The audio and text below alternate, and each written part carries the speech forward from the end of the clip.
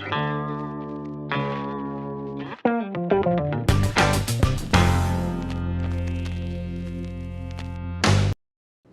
semuanya, kita kembali lagi di ibadah seperti biasa, tapi di tempat yang tidak biasa hari ini. Ya udah, kalian tahu semua ini ada pantai, ada tebing. Hari ini kita akan membahas kembali tentang tema kita di bulan ini, di bulan Juli, Determination of Believers. Hari ini saya kasih judul khotbah saya, Sadar Saja Tidak Cukup.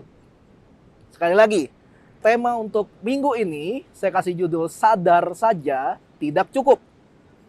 Kita akan lihat firman Tuhan dalam Roma pasal 12 ayat yang kedua. Dibilang gini, janganlah kamu menjadi serupa dengan dunia ini, tetapi berubahlah oleh pembaharuan budimu, sehingga kamu dapat membedakan manakah kehendak Allah. Apa yang baik, yang berkenan kepada Allah, dan yang sempurna.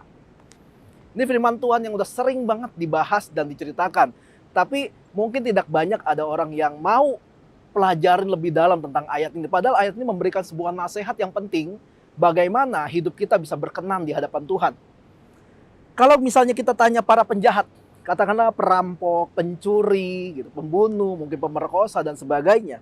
Kalau kita tanya mereka dan mereka mau jujur, kita tanya, mereka sebenarnya sadar nggak sih ketika mereka melakukan hal itu, merampok, membunuh, mencuri, memperkosa, mereka sadar nggak sih kalau yang mereka lakukan itu adalah hal yang salah, hal yang tidak pernah dibenarkan.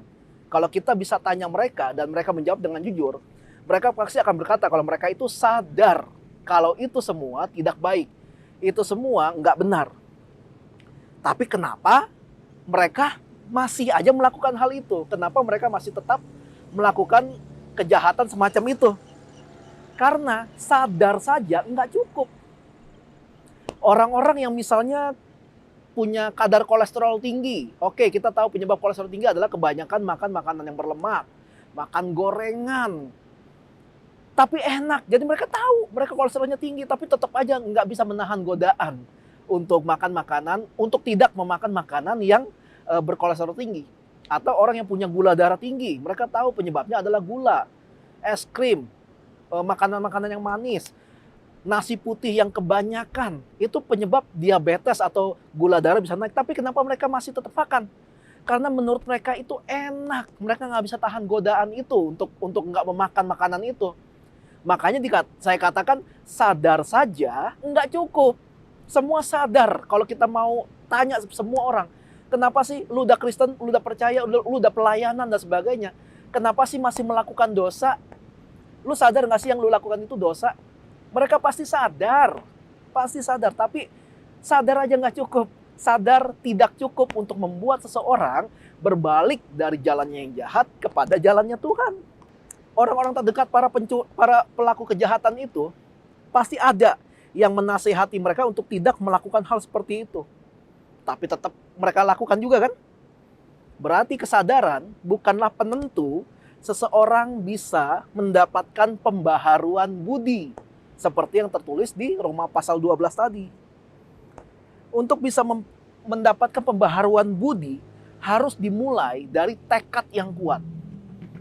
Ya kita juga tahu kalau hanya tekad doang nggak cukup gitu kan. Harus ada actionnya gitu, harus ada tindakan yang diambil.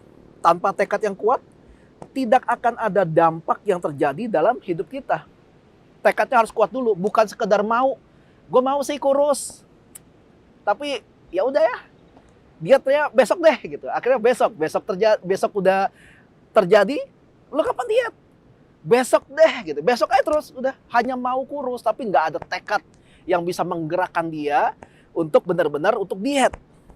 Kata berubahlah dalam Roma pasal 12 tadi itu memakai kata dari bahasa Yunani yaitu kata metanoia. Dari kata metanoia diambillah dan diadaptasi menjadi kata metamorfosis. Apa artinya? Metamorfosis adalah perubahan bentuk dari yang satu kepada yang lain, tapi dalam bentuk yang sama sekali berbeda.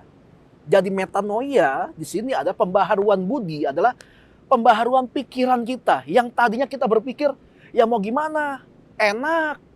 Kita ubah pola pikir itu. Wah, ini yang enak-enak ini nggak bener. Kita bisa celaka kalau kita masih tetap melakukan ini. Akhirnya kita perbaharui pemikiran kita, cara kita berpikir. Jadi metanoia mengandung arti begini. Perubahan pola pikir dari manusia lama kepada pola pikir manusia baru. Yaitu pola pikir yang sesuai dengan kehendak Allah. Makanya semua tindakan benar atau salah dimulai dari pola pikirnya. Kalau pola pikirnya salah, maka tindakannya akan salah. Pola pikirnya benar, maka tindakannya akan menjadi benar. Sesederhana itu, tapi sulit untuk mempraktekannya. Contoh yang tadi, orang gemuk karena kelebihan gula. Gimana dong, enak, es krim enak, nasi itu enak. Semua yang manis-manis enak. Itu masalah pola pikir. Tapi kalau dia bisa mengganti pola pikir yang menjadi pola pikir yang enggak, asupan gula gue harus dibatasi, gue udah terlalu gemuk, gue harus lebih kurus lagi. Karena kalau lebih gemuk lagi, kalau gue nggak merubah cara gue makan, cara apa yang masuk ke dalam mulut gue, ini bisa mempengaruhi kesehatan gue. Dan gue bisa meninggal karena itu. Kalau orang bisa punya pola pikir yang benar, maka tindakannya akan benar. Sesimpel itu. Tapi sesulit itu untuk dilakukan gitu ya. Saya pun dulu punya masa lalu yang sulit banget menghilangkan kebiasaan untuk meminum minuman soft drink. Kalau bukan karena dibawelin sama istri saya, mungkin sampai hari ini di kulkas saya selalu ada botol-botol soft drink literan gitu. Saya bilangnya untuk tamu. Tapi tetap aja yang ngabisin saya gitu. Tapi puji Tuhan udah ada perubahan, saya dengerin istri saya masih pengen makan enak sampai tua, makanya saya menjaga apa yang masuk ke dalam mulut saya. Jadi yang harus diperbaiki itu bukan kesadarannya. Kita perlu sadar, perlu sebagai langkah awal, tapi sadar tidak bisa menjadi penentu untuk kita seseorang itu merubah pola hidupnya atau bagaimana cara dia hidup. Jadi yang bisa merubah orang bukan kesadarannya, melainkan pola pikirnya, bagaimana cara dia berpikir. Itu yang paling penting. Nah, saya mencatat ada hal-hal yang bisa menghalangi pembaharuan budi. Saya akan merangkumnya sebagai 3 S. S yang pertama adalah scare atau takut. Banyak hal tidak berjalan dengan baik. Banyak hal tidak bisa dilakukan atau tidak berjalan atau tidak bisa dieksekusi karena takut. Belum juga dicoba, belum juga dikerjakan, tapi sudah takut. Kalau gagal gimana? Kalau nggak beres gimana? Kalau orangnya nggak suka gimana? Jadi hanya karena sekedar takut, maka sebuah rencana tidak berjalan. Ini sebenarnya agak nggak masuk akal. Karena hanya digerakkan oleh perasaan yang belum tentu benar. Tidak akan ada pelayaran yang bisa mencapai seluruh penjuru bumi kalau kapten kapalnya takut untuk mengangkat jangkar. Dia berpikir, oke, kita akan berlayar. Caranya berlayar adalah kita harus angkat jangkar dari bawah laut supaya kapalnya bisa bergerak.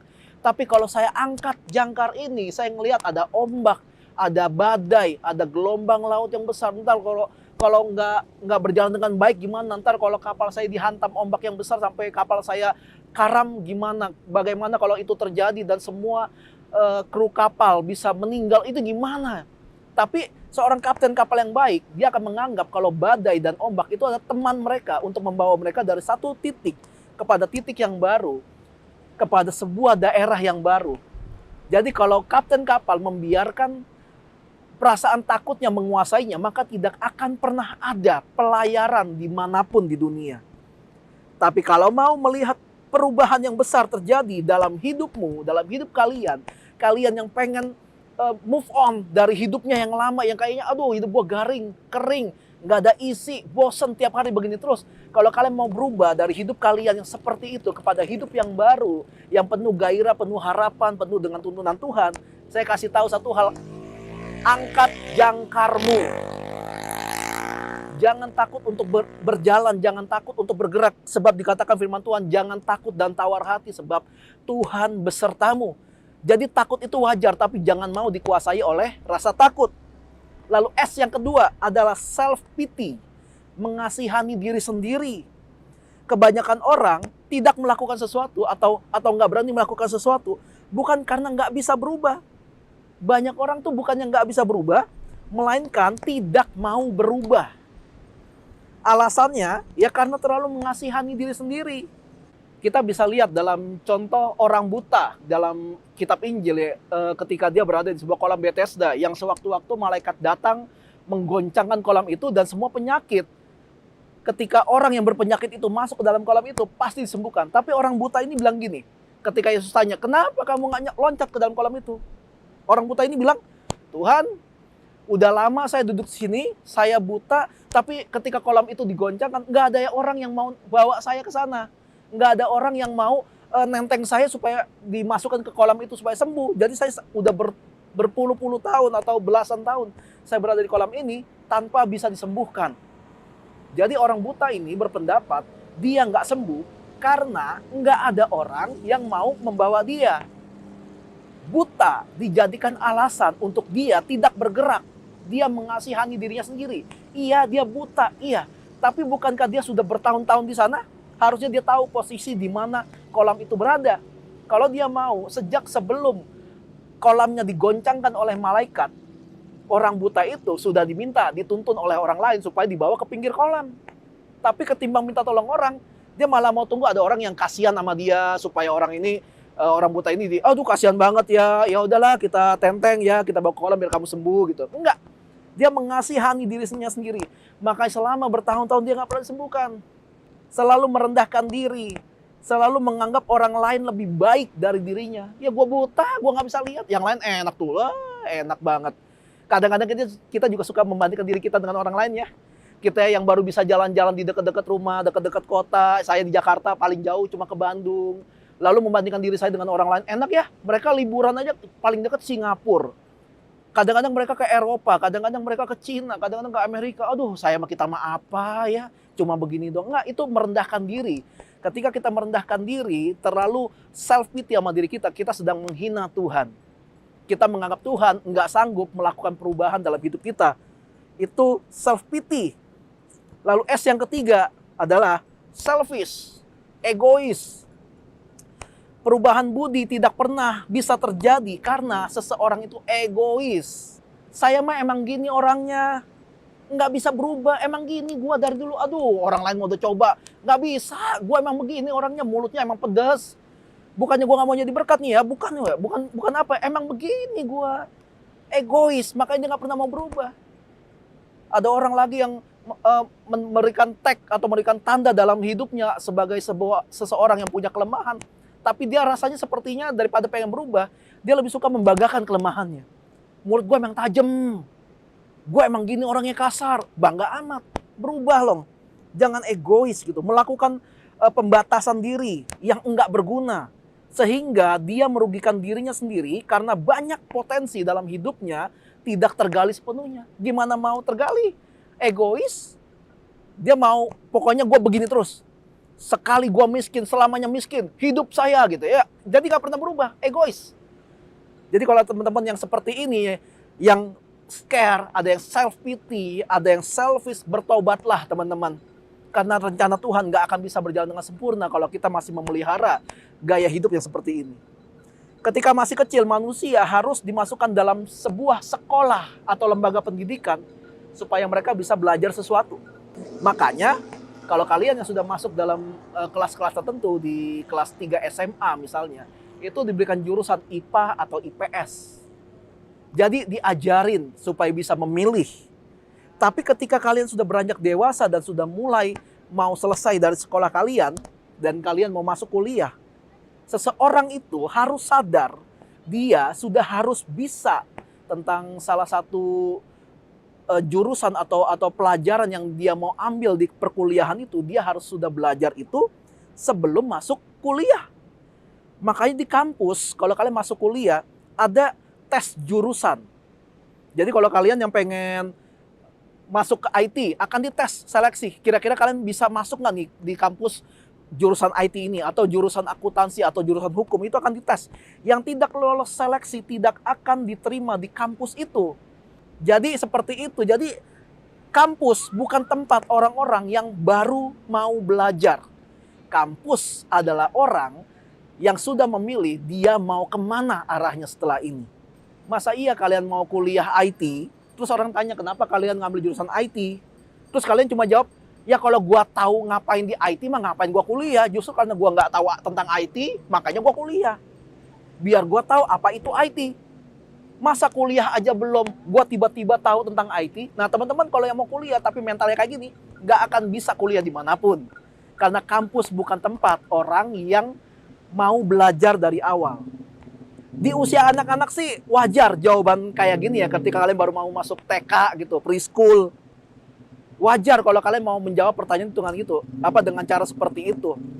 Ya anak saya mau saya sekolahin supaya dia tahu arahnya kemana belajarnya. Nah itu kalau usia anak-anak TK, SD, wajar kayak gitu. Tapi di usia dewasa, jawaban seperti ini hanya akan membuat kalian diketawain. Salah tempat, salah usia, salah waktu. Tipe manusia yang seperti ini ya, kalau pacaran pasti prinsipnya begini. Ya kalau belum dicoba mah pacaran sama dia, mana tahu sih bakal langgeng apa enggak, bakal awet apa enggak, bakal cocok apa enggak sama dia. Nah itu bodoh.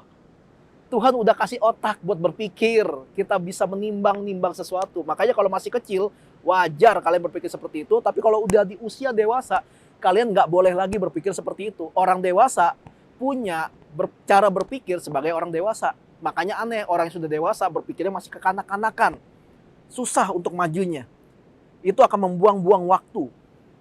Sebelum pacaran, kenali dulu calon pasangan kalian sedetail mungkin. Dia kalau ngomong gimana, dia sama keluarganya bagaimana, dia pekerjaannya bagaimana, dia mengelola uangnya gimana, dia tiap hari kalau tidur jam berapa, bangun jam berapa, tentuin semua. Lalu kalian pikirin, apakah dengan karakternya yang seperti itu, dengan sikapnya yang seperti itu, selama kalian kenalan sama dia, apakah kalian bisa bersama dengan dia? Jangan dicoba dulu, baru ngerasain ternyata nggak enak sama dia, dia mau orang kurang ajar. Ya jangan gitu, kenali dulu, itu gunanya otak. Jangan malah kalian memakai pacaran untuk mengubah karakter calon pasangan kalian. Buang-buang waktu itu semua. Begitu juga di pernikahan. Jangan pernah pakai pernikahan untuk mengubah karakter seseorang atau supaya kalian bahagia. Karena urusan perubahan karakter dan urusan bahagia adalah masalah keputusan pribadi. Kalian bisa menyarankan atau ngajarin mereka tentang perilakunya yang tidak baik. Bisa kalian ajarin, bisa kalian kasih masukan. Tapi keputusan untuk merubah perilakunya ada di tangan mereka sendiri. Semua nasihat bisa masuk, semua saran, semua kritik bisa kita kasih kepada mereka. Tapi untuk masalah berubah, itu ada keputusan pribadi. Makanya itu teman-teman, dari sini kita bisa belajar. Ada tahap kehidupan yang kita masuki supaya kita bisa belajar, tapi ada tahap kehidupan yang kita harus sudah belajar terlebih dahulu sebelum kita memasukinya. Khususnya belajar tentang kehidupan kita, bagaimana kita bisa mengelola hidup kita, bagaimana kita bisa mengelola apa yang sudah Tuhan taruh dalam hidup kita, lalu kita kembangkan, kita bagikan kepada orang-orang, sehingga akan terjadi perubahan-perubahan yang baik, yang sesuai dengan apa yang Tuhan mau. Jangan hanya sekedar sadar, karena hanya sadar itu tidak cukup. Kita harus berubah oleh pembaharuan budi, kita harus bisa mengganti pola pikir kita kepada pikiran-pikiran yang ada, yang terdapat juga dalam Kristus Yesus. Karena itu sekali lagi teman-teman, sadar itu tidak cukup. Amin. Tuhan memberkati.